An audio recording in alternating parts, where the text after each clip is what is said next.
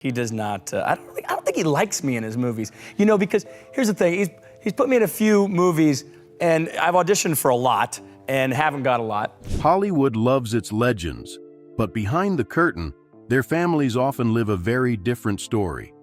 Scott Eastwood, the son of Clint Eastwood, didn't step into Hollywood on a red carpet. He was born into a cloud of secrecy, rejection, and self-reliance. While his father collected Oscars and global fame, Scott worked ordinary jobs, struggled for recognition, and endured being overlooked even by his own blood. His path to becoming an actor wasn't paved with privilege, but with bruises, heartbreak, and grit. To understand Scott Eastwood, you have to peel back the myth of Clint Eastwood and see the boy who grew up in his shadow. On March 21, 1986, Scott Clinton Reeves entered the world in Monterey, California. His birth didn't make glossy magazine covers, nor was it broadcast as the arrival of a Hollywood prince. Instead, it was quiet, discreet, almost hidden. That was no accident. At the time, Clint Eastwood was one of the most recognized men in Hollywood, but behind closed doors, he was tangled in a web of relationships that left Scott's arrival complicated. Scott's mother, Jacelyn Reeves, a flight attendant, had met Clint during one of his many trips.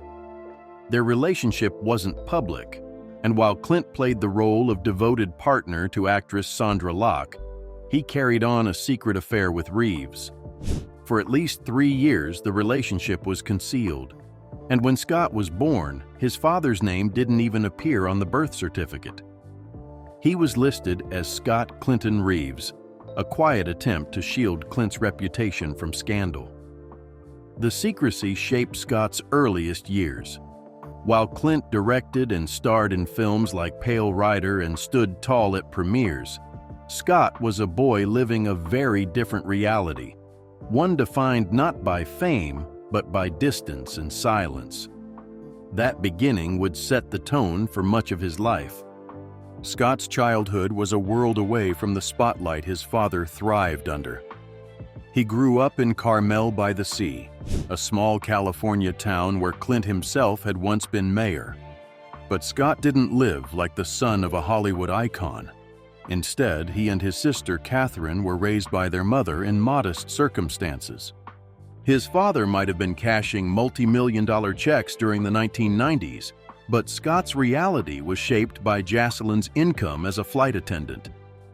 By the time Scott was 10, she moved the family to Hawaii, placing an ocean of distance between them and Clint's world. Life in Hawaii gave Scott something his last name never could: anonymity. His classmates didn't know his father was Clint Eastwood, and Scott didn't tell them. For years, he lived like any other boy, surfing, going to school, and helping out at home. But the absence of a father was always there. Clint rarely visited, and Scott never had the kind of bond many imagine when they hear his last name. Instead, he was raised to be self-reliant. That independence came at a cost.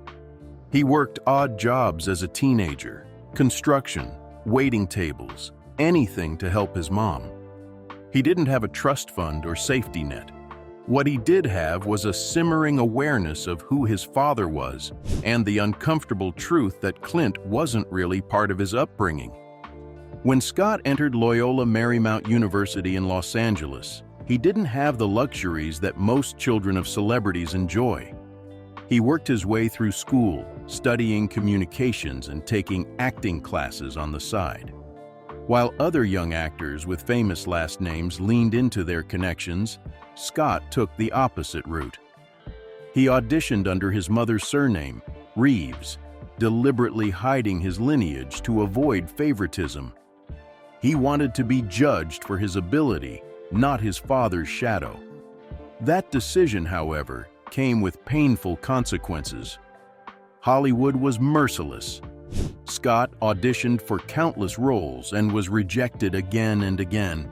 To make ends meet, he parked cars, worked construction, and bartended, jobs that paid him more than most of his early acting gigs.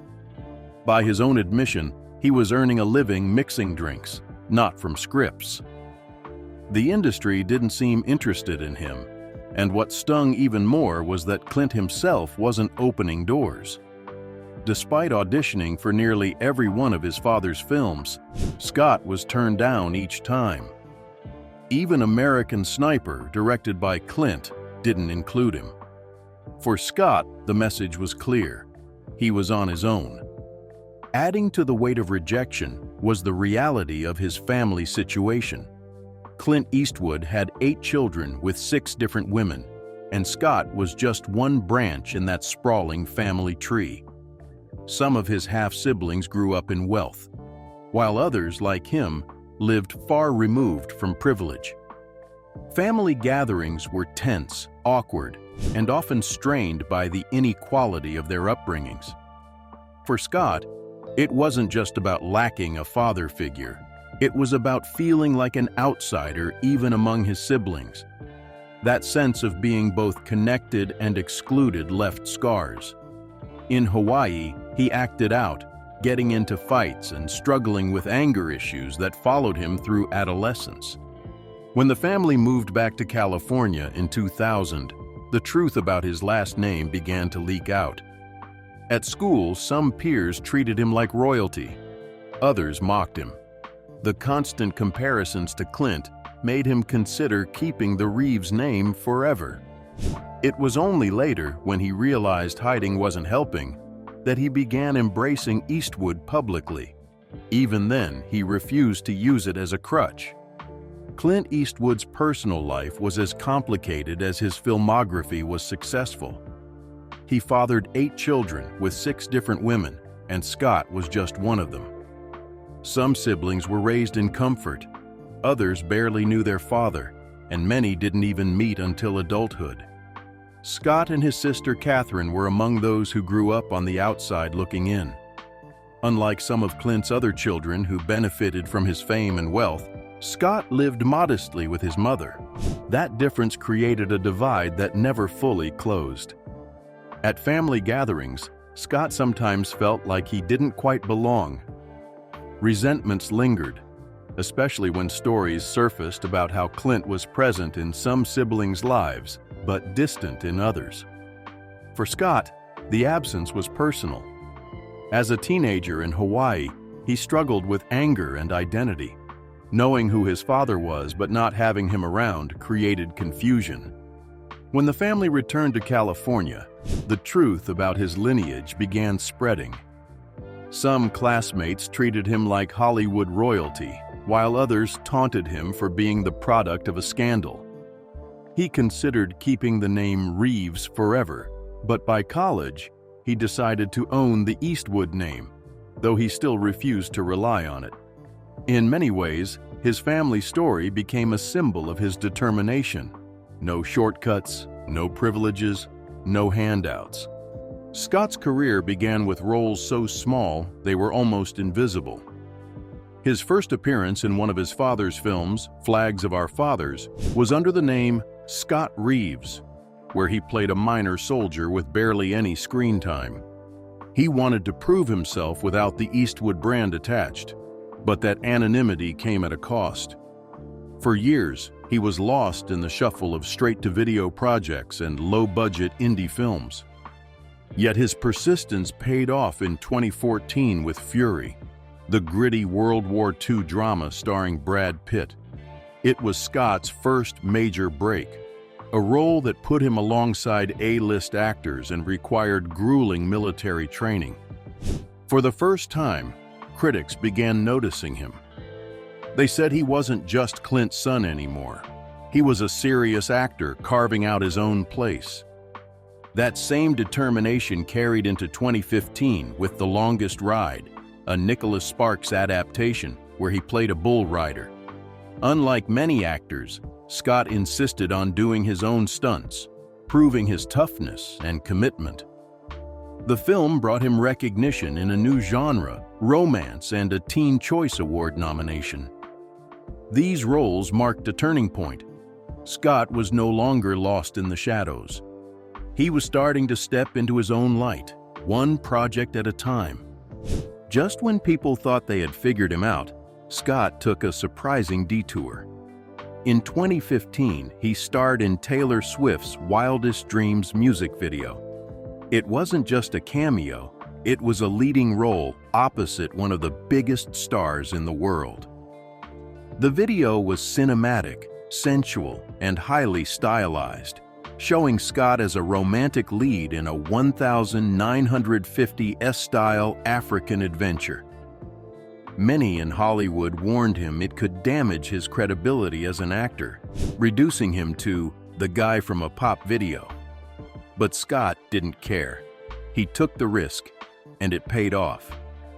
The video premiered during the MTV VMAs, instantly racking up millions of views and cementing him as a recognizable face.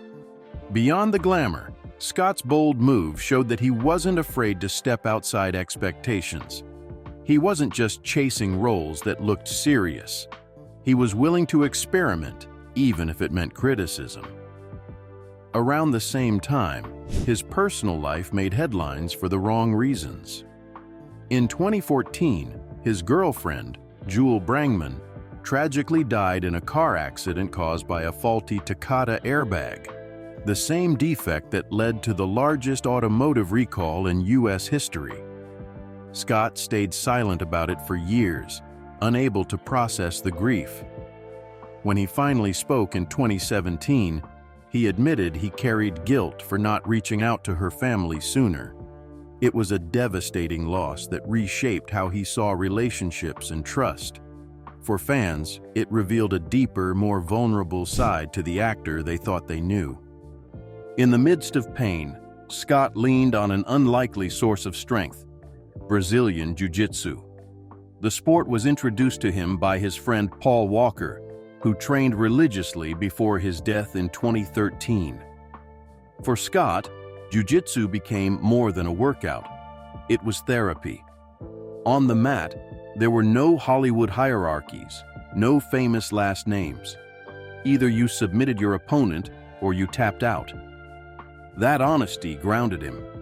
He described it as the ultimate humbling, a discipline that stripped away ego and taught him to manage both physical and emotional pain. After Jewel's death, it became his lifeline. Training gave him structure when grief threatened to overwhelm him. It also kept him connected to Paul Walker, who had been more than a friend. He was a mentor and older brother figure. Every roll, every choke, every lesson was a reminder of the values Paul had instilled in him: humility, respect, resilience. Scott often said the sport helped him survive, both mentally and emotionally, in ways Hollywood never could. It wasn't just about staying fit. It was about staying sane in an industry that constantly tested his worth. For a man who had spent his entire life trying to prove himself in the shadow of Clint Eastwood, Jiu-Jitsu gave him a place where he didn't have to prove anything at all. Hollywood may have been a battlefield for Scott Eastwood, but stepping onto the mat gave him a different kind of clarity. Brazilian Jiu-Jitsu wasn't glamorous, and that's exactly why it mattered. Scott trained regularly, sweating it out in gyms where no one cared about his last name or box office numbers. He described it as the great equalizer. Whether you were a movie star or a plumber, the mat humbled everyone. That mindset changed him. It kept his ego in check and taught him the value of discipline.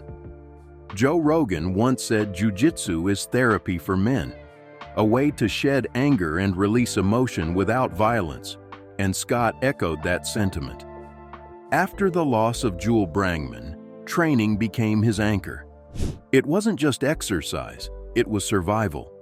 He credited Paul Walker for introducing him to the sport years earlier. And even after Walker's tragic death, Scott felt his influence every time he trained. The lessons extended beyond the gym. Jiu-Jitsu gave him the resilience to face Hollywood's endless rejections, the composure to handle public scrutiny, and the strength to endure personal heartbreak. In a world that often felt chaotic and unfair, Scott found balance in the simplicity of grappling, sweating, and starting over after every tap out. It reminded him that growth comes from failure and that humility was more powerful than fame. By his late 30s, Scott had built a career defined not by privilege, but by perseverance. He stepped into blockbuster franchises like The Fast and the Furious, proving he could hold his own among global stars. He starred in war dramas like The Outpost, earning critical acclaim for raw, emotional performances that veterans praised as authentic. In 2019, he co-founded Made Here, a clothing company dedicated to U.S. manufacturing, showing that his ambitions stretched beyond Hollywood. And through it all, Clint Eastwood's shadow loomed. Their relationship was often tense, marked by tough love and lessons learned the hard way. Clint refused to hand him opportunities, but that absence forged Scott's work ethic. He grew into a man who valued grit over shortcuts, effort over entitlement. Today, with major projects on the horizon, including adaptations of best-selling novels and powerful real-life stories, Scott is no longer just Clint Eastwood's son. He's an actor, entrepreneur, and survivor carving his own path. His journey has been marked by rejection, tragedy, discipline, and resilience, but every step has shaped him into more than just a name. He is proof that legacy doesn't guarantee success, character does. Scott Eastwood's journey is one of contradictions, raised in the shadow of Hollywood royalty, yet forced to build his identity from the ground up. He grew up without the perks of his father's fame, worked ordinary jobs, and endured years of rejection. But those hardships shaped the man he became. He's fought to earn respect, not just as Clint Eastwood's son, but as an actor with range, discipline, and grit. The heartbreak of losing his girlfriend and the mentorship of Paul Walker taught him to value resilience over glamour, humility over fame. His dedication to Brazilian Jiu-Jitsu revealed a grounded side that few in Hollywood ever show, while his business ventures prove he's more than an actor chasing scripts. He's a man carving a legacy. Scott Eastwood's story isn't one of privilege, it's one of persistence. He turned rejection into motivation, loss into strength, and pressure into purpose. And in doing so, he's become something far greater than a famous last name. Scott Eastwood's life has never been about living comfortably in his father's shadow. It's been about carving his own path through rejection, heartbreak, and a relentless drive to prove himself. From small roles that went unnoticed to standing shoulder to shoulder with Hollywood's biggest names, his journey is a reminder that legacy only opens the door. Character is what keeps you inside. His story is raw, unpolished, and human, and that's what makes it worth telling. If you want more untold Hollywood stories like this, make sure to hit subscribe and stay tuned for what's next.